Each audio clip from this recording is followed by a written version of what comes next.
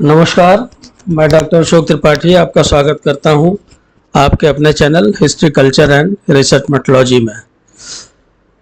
मित्रों, आजकल परीक्षाओं का सीजन चल रहा है, इसलिए कभी कभी वीडियो बनाने में देर हो जाती है। अभी मैं उत्तर प्रदेश के ऊपर एक स्पेशल सीरीज प्रारंभ कर रहा हूं।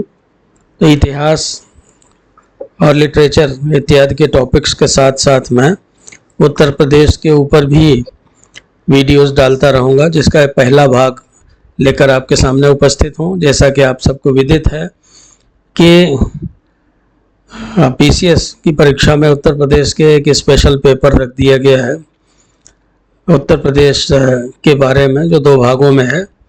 तो उम्मीद है कि उसकी भी तैयारी आपकी इससे होगी। तो उसके सिलेबस में जो टॉपिक्स वगैरह दिए गए हैं उनको धीरे धीरे हम कवर करेंगे।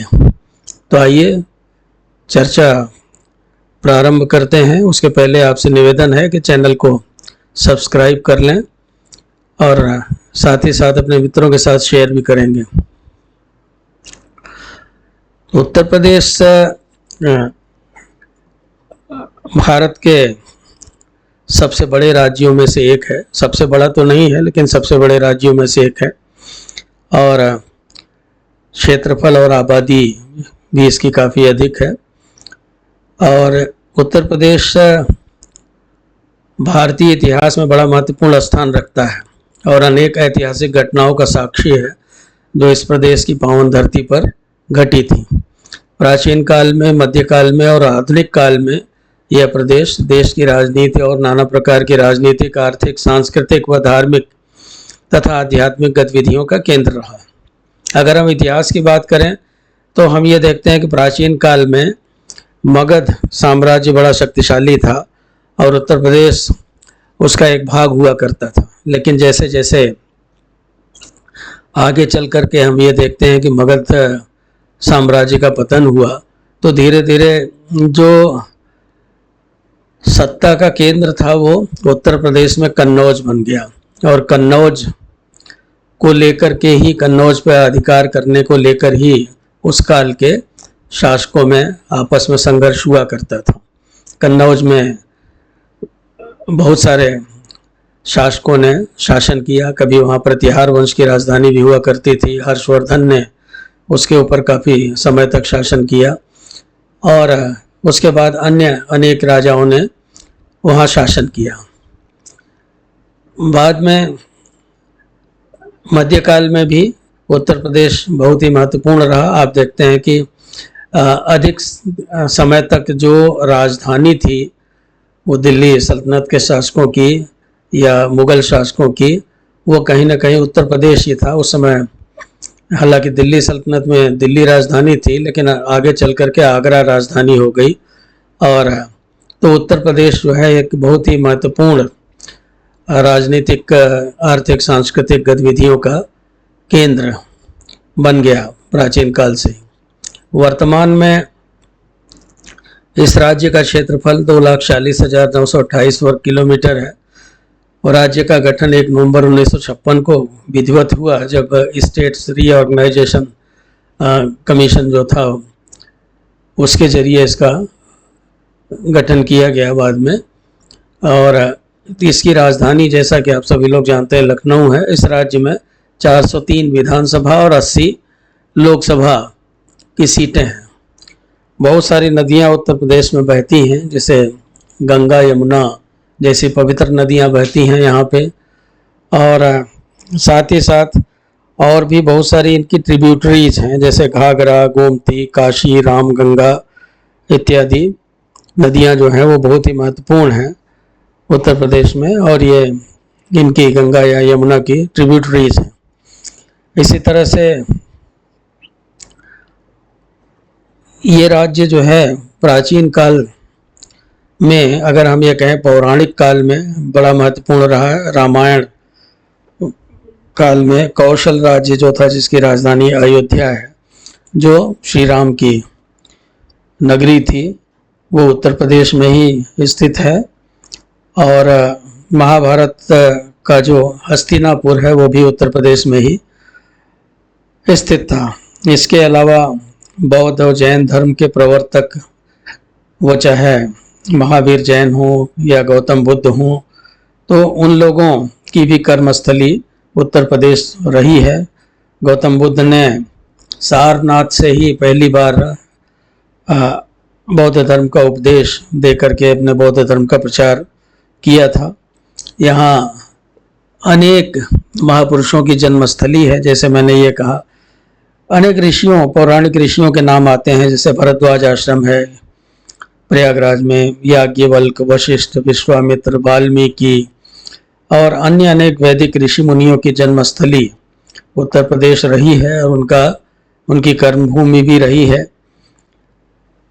अनेक महान कवि वगैरह और विद्वान भी जो है उनकी भी जन्मस्थली रही है। जैसे तुलसीदास जैसे महाकवि उत्तर प्रदेश में ही हुए, कबीर, सूरदास, उसके पहले रामानंद, फिर आगे चल कर गए बीरबल, रहीम, बिहारी, रसखान और न जाने कितने, मीराबाई जैसे न जाने कितने कवि जो है वो उत्तर प्रदेश में ही उत्पन्न हुए और आज भी उनकी रचनाएं, उनके द्वारा रचा गया साहित्य यहाँ पर उसी प्रकार से लोकप्रिय है जिस प्रकार की जब वो रचे गए थे तब था।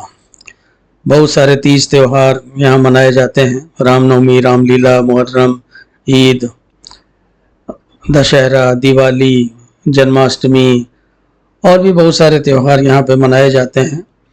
और साथ ही साथ जो है नृत्य, संगीत इत्यादि के लिए भी उत्तर प्रदेश काफ़ी प्रसिद्ध रहा है। कथक नृत्य, ठुमरी गायन इत्यादि जो है वो बहुत ही प्रसिद्ध रहे हैं उत्तर प्रदेश में। और साथ ही साथ यहाँ की स्थापत्य कला जो प्राचीन काल से लेकर के आधुनिक काल तक, उसकी विशेषता भी देखते बनती है। प्राचीन काल में बहुत सारे अवशेष यहाँ पे हमें मिलते हैं। साथ ही साथ मध्यकाल में मुस्लिम शासन काल के दौरान बहुत सारे किले वगैरह बनाए गए यहाँ पे, जो कि आज भी मौजूद हैं। उसके अतिरिक्त उत्तर प्रदेश शिक्षा का भी एक महान केंद्र रहा है। जैसे आप देखिए, प्रयाग जो था वो प्राचीन काल में शिक्षा का बहुत बड़ा केंद्र था। काशी शिक्षा का बहुत बड़ा केंद्र था। साथ ही साथ मथुरा, वृंदावन इत्यादि भी केवल धार्मिक स्थल ही नहीं थे बल्कि शिक्षा के केंद्र भी थे। धार्मिक पर्यटन के लिए उत्तर प्रदेश बड़ा ही महत्वपूर्ण रहा है। अब जैसे यहाँ पे आप देखिए, जो हमें ये कहा जाता है कि जो सप्तपुरियाँ थीं, उन सप्तपुरियों में वाराणसी, अयोध्या और मथुरा, ये तीन उत्तर प्रदेश में ही हैं और इन तीनों का बड़ा महत्व है। खास करके सनातन धर्म या हिंदू धर्म में इन तीनों का ही बड़ा महत्व है। काशी जो है शिव की नगरी है, अयोध्या राम की नगरी है और मथुरा कृष्ण की नगरी है। और राम, कृष्ण और शिव सभी सनातनियों के रोम रोम में बसते हैं। इसके अलावा ताजमहल जैसा, जो जिसे कि माना जाता है कि दुनिया की सबसे खूबसूरत इमारतों में से एक इमारत है, वो भी उत्तर प्रदेश में आगरा में स्थित है। न असंख्य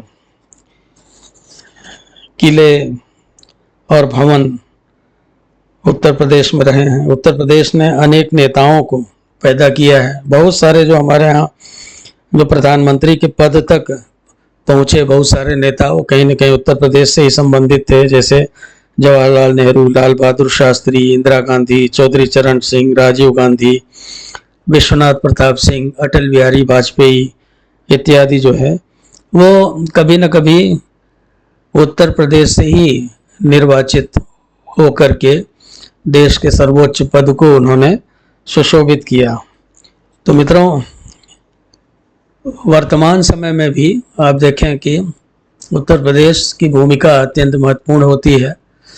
स्वतंत्रता आंदोलन का एक बहुत ही महत्वपूर्ण केंद्र रहा है। आनंद भवन जो कि मोतीलाल नेहरू ने निर्मित कराया था। वो स्वतंत्रता आंदोलन का केंद्र था प्रयागराज में या इलाहाबाद में, और वहाँ से अनेक आंदोलन हुए। चंद्रशेखर आज़ाद जो कि भारत के महान क्रांतिकारी थे, वो यहीं अल्फ्रेड पार्क में शहीद हुए थे। तो बहुत कुछ कहा जा सकता है परिचय के रूप में। और वर्तमान समय में जैसे मैंने कहा कि देश में आम चुनावों में उत्तर प्रदेश की भूमिका अत्यंत महत्वपूर्ण है। जैसे ये कहा जाता है कि प्रधानमंत्री का पद वही प्राप्त कर सकता है जो चुनावों में उत्तर प्रदेश में अच्छी सीटें ले आता है, तो वही यहाँ पे चुनावों को प्रभावित कर सकता है। 1935 ईस्वी में आगरा और अवध को मिला करके United provinces of Agra and Awadh का निर्माण किया गया था। और स्वाधीनता प्राप्त होने के उपरांत 1950 में यूनाइटेड प्रोविंस को ही उत्तर प्रदेश नाम दिया गया। पहले इसमें उत्तरांचल या उत्तराखंड भी सम्मिलित था। 1994 में उत्तराखंड राज्य की मांग के लिए आंदोलन जोर पकड़ने लगा और कई वर्षों के आंदोलन के उपरांत 9 नवंबर 2000 ईस्वी को उत्तराखंड भारत के 26वें राज्य के रूप में अस्तित्व में आया। क्षेत्रफल के हिसाब से यह भारत का चौथा बड़ा राज्य है। जैसे मैंने प्रारंभ में कहा कि काफ़ी बड़ा राज्य है। राजस्थान, मध्य प्रदेश और महाराष्ट्र के बाद इसका नाम आता है उत्तर प्रदेश का। मित्रों, इस समय उत्तर प्रदेश में चूँकि प्रतियोगिता परीक्षाओं में आंकड़े पूछ लिए जाते हैं, तो जो आंकड़े सरकारी आंकड़े उपलब्ध हैं इस समय, उन्हीं के आधार पे जो 2011 की जनगणना के आधार पे जो आंकड़े उपलब्ध हुए हैं वो मैं देने की कोशिश कर रहा हूँ। तो उत्तर प्रदेश राज्य में वर्तमान में 18 मंडल हैं और 75 जिले हैं और 57,695 पंचायतें हैं। कुछ पंचायतें जो है वो 57-58 कम की गई हैं और 826 विकास खंड है और यह ब्लॉक जिन्हें आप कहते हैं, और 97,941 गांव हैं। तो ये आप यहाँ पे देख सकते हैं कि 18 जो मंडल हैं, जैसे वो क्रम संख्या के हिसाब से यहाँ पे दे दिया है हमने। आगरा है तो आगरा का मुख्यालय, आगरा मंडल का मुख्यालय आगरा है, जिसमें आगरा, मथुरा, मैनपुरी, फिरोजाबाद जिले आते हैं। अलीगढ़ का मुख्यालय अलीगढ़ है, इसमें अलीगढ़, एटा, हाथरस, कासगंज आते हैं। अयोध्या मंडल जो है अयोध्या है उसका मुख्यालय, इसमें अंबेडकर नगर, अयोध्या, सुल्तानपुर, अमेठी, बाराबंकी आदि सम्मिलित हैं। आजमगढ़, बलिया और मऊ सम्मिलित हैं। बरेली में आप देखते हैं बदायूं, बरेली, पीलीभीत, शाहजहांपुर है। इसी तरह से बस्ती मंडल में बस्ती, संत कबीर नगर, सिद्धार्थ नगर है। चित्रकूट मंडल में बांदा, चित्रकूट, हमीरपुर, महोबा।